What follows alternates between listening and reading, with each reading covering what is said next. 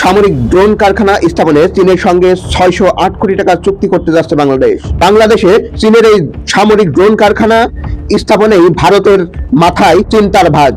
কেননা বাংলাদেশ যদি ড্রোন শিল্পে উন্নত হয়ে যায় চীনের সাহায্য নিয়ে, তাহলে ভারতকে অনেক দুশ্চিন্তার মধ্যে থাকতে হবে সব সময়।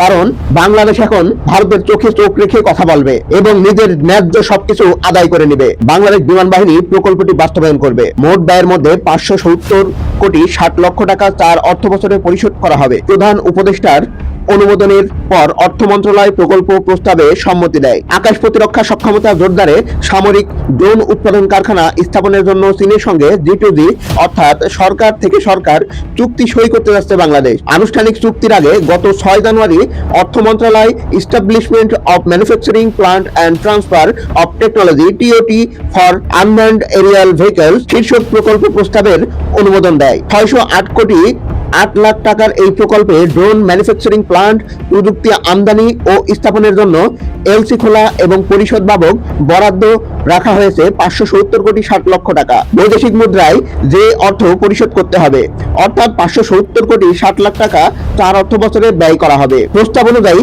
বাংলাদেশ বিমান বাহিনী চীনের রাষ্ট্রায়ত্ত প্রতিরক্ষা ইলেকট্রনিক্স প্রতিষ্ঠান China electronics technology group corporation CETC ইন্টারন্যাশনালের সরবরাহকৃত প্রযুক্তি ব্যবহার করে প্রকল্পটি বাস্তবায়ন করবে। এই প্রকল্পের মাধ্যমে বাংলাদেশ বিমান বাহিনী দেশেই ড্রোন উৎপাদন ও রক্ষণাবেক্ষণের সক্ষমতা অর্জন করবে, যা দীর্ঘমেয়াদে আমদানি নির্ভরতা কমাতে সহায়তা হবে বলে সংশ্লিষ্ট কর্মকর্তারা মনে করেন।